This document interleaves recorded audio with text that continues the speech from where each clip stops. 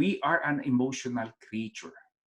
Not to say, pag sabing emotional, hindi naman kailangan lagi kang umiiyak. But without motivation, we won't take action.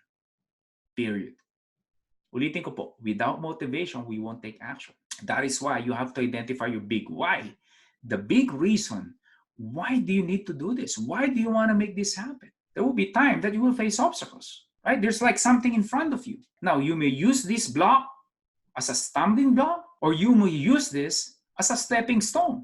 That is completely up to you. But if you don't have a big why, my friend, you will easily give up. There was this story, I don't really got into the details, na sabi nila pagka merong nasusunog, for example, right? Sa isang bahay, sa condominium nasusunog, right? You probably heard of the story na suddenly nagkakaroon ng mga unbelievable strength, yung mga nagbubuhat ng mga gamit nila, suddenly nabubuhat yung refrigerator, yung mga bagay na hindi nila kaya, kesa masunog.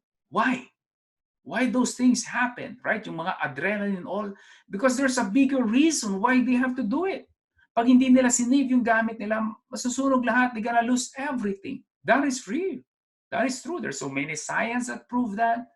The big, what at stake, the better. Remember guys, I told you, marami pang tao nag-give up na ng kanilang big dreams. You don't have to. Kaya nga mapapansin ba ninyo, bakit a small percentage lang ng population ang nagiging successful? Bakit a small percentage lang ng business owner nagiging successful? Bakit a small percentage lang ng population that they have financial freedom? The rest are struggling because they don't have big whys.